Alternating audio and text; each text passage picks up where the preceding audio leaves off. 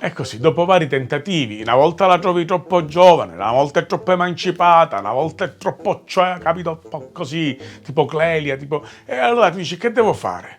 E che devo fare? 50 anni che devi fare? Ha ragione Gianluca quando mi dice l'amico mio, dice, ma Ernesto, ma ormai hai 50 anni, ma trovane una della tua età, trovane e ti tranquillizzi, non fare il gallettino che se ne vuole, ma basta, rilassati, una della tua età. C'è Loredana, l'amica di Gisella che è sua moglie, dice, ti presento Loredana, che è una bella signora, una bella donna, cinquantenne, sana, tranquilla, serena, anche lei si è separata, ha i tuoi stessi problemi, vi trovate, vai che è una bella donna, vai con Loredana, dai, te la presento, poi lei è una ragazza veramente casa e chiesa, casa e chiesa, casa e chiesa, falla a trovare.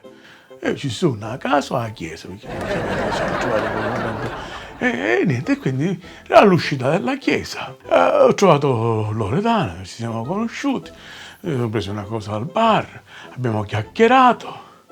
Devo dire che lei effettivamente era troppo chiesa, cioè più chiesa che a casa, perché parlava sempre di Gesù, di Gesù, di Gesù. E Gesù, cioè per me diventava difficile entrare nei discorsi, che tu dici perché Gesù è grande, io capivo, però io quando poi volevo un pochettino, diciamo, essere più aggressivo, mi veniva, cioè, mi veniva difficile tra un Gesù e l'altro, tra io insomma, ho avuto dei piccoli problemi nel dire determinate cose, beh, vabbè. Fatto sta che facciamo amicizia, ma a volte l'apparenza inganna.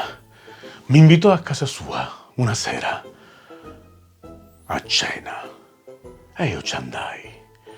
E mi pareva che mi stava portando pure un rosario, invece niente. Lei, appena bussai, apro la porta e trovo una casa tutta a luci rosse. Lei era vestita con un toppino di pelle proprio tutto nero, di quella proprio attaccata, i leggings tutti neri, di pelle nera, tutti belli attellati, il toppino, un passamontagna nero attellato. Disse, ma come a fare una rapina al primo appuntamento? E mi comincia a dire, vieni.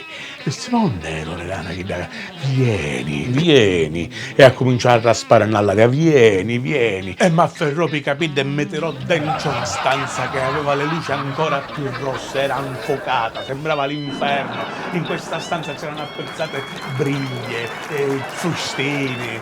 Disse, ma noi siamo maneggio, siamo selle, cose, ma che cosa, ma tu vera chiesa, ma non ne va a capitare, che casa è chiesa. E mi ha cominciato a afferrare. Il caldo che c'era mi ha spogliato completamente nudo e mi sono un perizoma nero tutto attellato, pure un perizoma che pure io appena sentito attellato non si spiccicava, ma tipo cerotto, tipo Salvelox, dietro non ce la faceva. A un certo punto io mi immaginavo allora con questo perizoma nero di pelle tutto attellato, lei prende e a quel punto comincia a cafondare, pam ci smacchi, ma perché mi saranno legnati tra i boffe che mi era io, cavolo chi c'era, io mi venne di svenire, mettavo un oletto per morto, invece a Ida ci pareva forse che io mettavo un oletto perché cosa mi interessava, e allora lei mi sale addosso, mi attacca con le manette al letto e a comincia a cafondare sempre più forte, perché?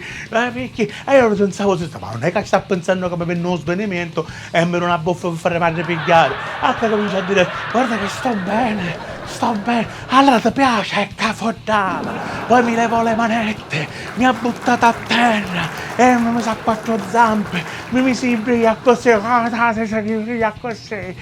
da mesa in capo a me e cominciava con frustino a frustarmi, dimmi che ti piace, parla di qualche cosa, o come cazzo faccia una volta, e cominciava, dai, cammina, dai, galoppa cavallo, ma una macchina con spaziettino, mi metterà a galoppare, ma perché? E dai, a quel punto non ce l'ho fatta più, ho avuto un impeto violento, mi sono alzato, mi vennero in mente tutti i film di Bruce Lee, mi stavo pam, ci rette una testata alla savontiera e scappavo, con perizoma nivoro, pelle nera, tutto attellato, con frustino, calbriglia, e me ne scappavo mi mancavo pantini sopra. Ah no, a mezzanotte in libertà, per fermare i carabinieri, dice, ma lei come è nata così, non sa chi è, nota lei, lei non si preoccupasse, se io cassacci.